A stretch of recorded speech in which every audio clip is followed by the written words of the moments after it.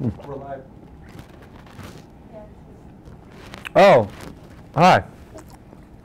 Did we count down?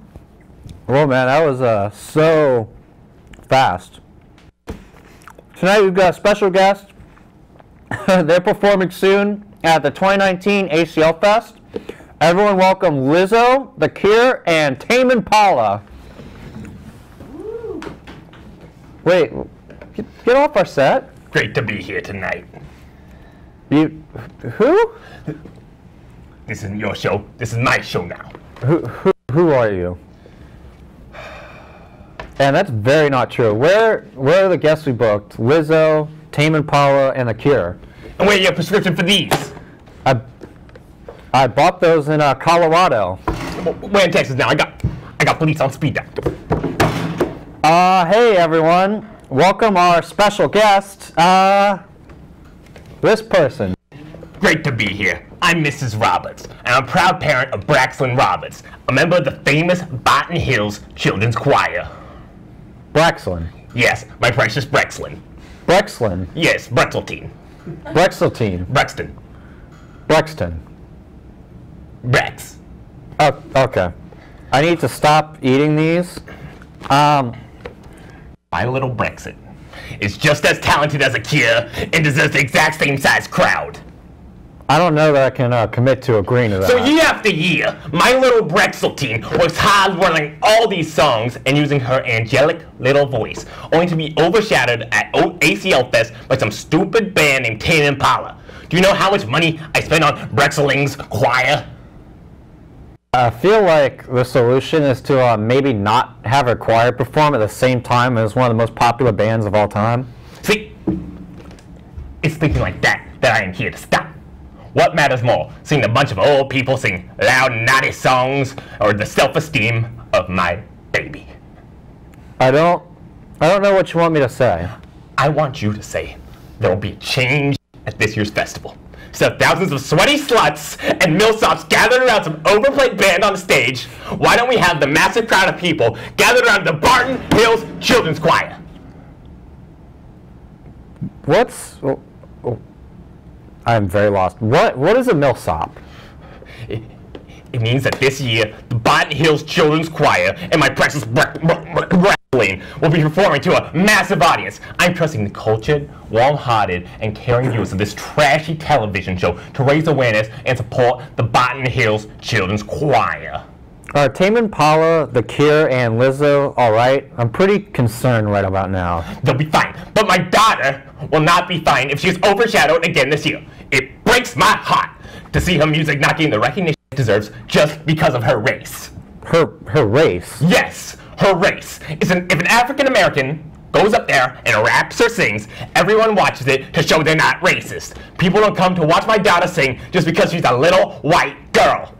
Everyone feels bad for black people, and no one feels bad for my little white daughter.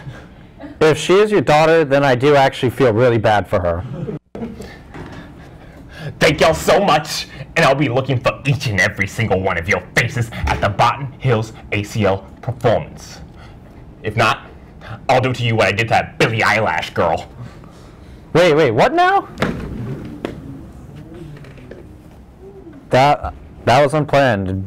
Weird, I'm sorry. Before our next segment, I'd like to request that one of the producers please order me a pizza or bring me some Cheetos.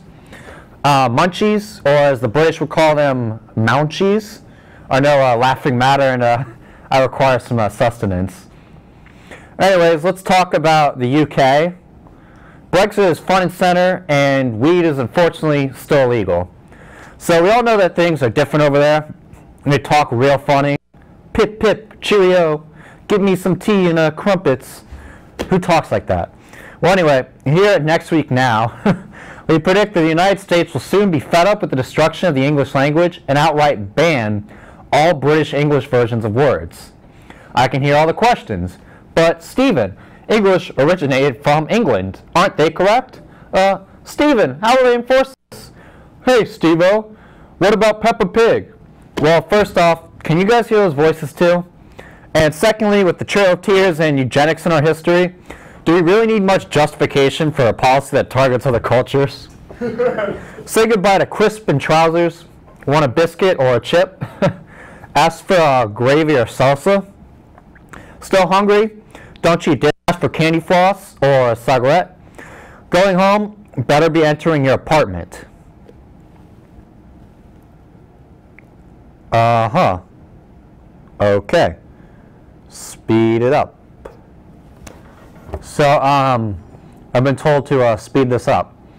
More words you can't use anymore. Lift, nappy, motorway, dustbin, petrol, skipping rope, postbox, car park, shopping trolley, hundreds of thousands. Jumper, spring break trip, that's vacation, not a holiday. Taking the train, better be the subway, not the underground. Sadly for producer Logan, the word snogging will be outlawed as well.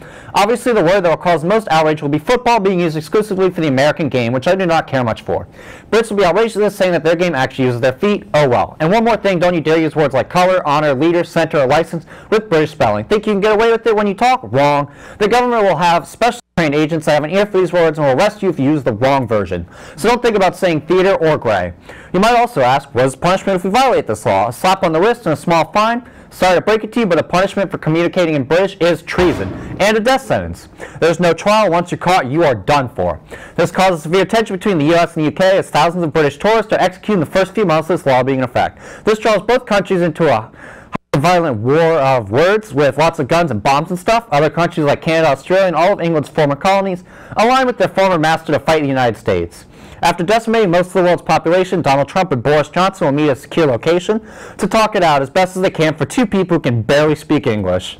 After about 10 minutes, Trump and Johnson will realize that English is just a stupid language with awful rules. Both men decide to outlaw English and work to wipe all the world of English speakers in favor of literally any other language. In the end, 95% of the world's population dies from war, the fallout from war, famine, or for English language-related executions. On the bright side, the population loss results in the effects of climate change being slowed. So hey, I guess Donald Trump really can solve climate change. Man, this has been pretty great. I made a lot of predictions tonight. These things must give me like magic powers to see in the future. My final prediction is that all of y'all will be back again next week.